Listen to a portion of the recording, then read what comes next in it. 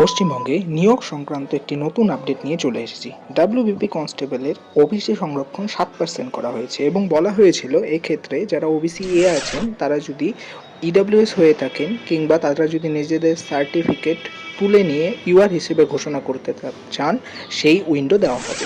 বর্তমানে ওয়েবসাইটে সেটি দেওয়া হয়েছে। আপনারা যদি গুগলে গিয়ে ডাব্লিউবিপিআরবির ওয়েবসাইটে যান তবে দেখতে পারবেন হোম পেজে একটি নতুন নোটিফিকেশান এসেছে এই আপডেট সংক্রান্ত।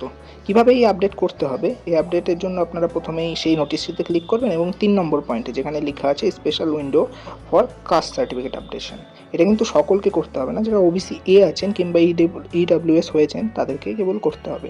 এসসি এসটি কিংবা ওবিসি বি তাদের কিছুই করতে হবে না। এখানে আপনারা অ্যাপ্লিকেশন নাম্বার দেবেন, ডেট অফ বার্থ দেবেন, সাবমিট করবেন, তাহলেই উইন্ডো ওপেন হয়ে যাবে, যেখানে আপনাদের নতুন কাস্ট সার্টিফিকেট নাম্বার ইডব্লিউএস হয়েছেন কিনা সেটা জানতে চাইবে, কিংবা আপনারা উইথড্র করতে চান সেটা দিলেই আপনাদের নতুনভাবে দেখা হবে। এক্ষেত্রে ওবিসি এদের একটি সমস্যা হতে পারে, যদি আপনারা আপডেট না করেন তাহলে আপনাদেরকে একেবারে সরকারের তরফ থেকে ইউআর হিসেবে ভেবে নেওয়া হবে এবং সেই হিসেবেই নতুন কাট অফ আসবে।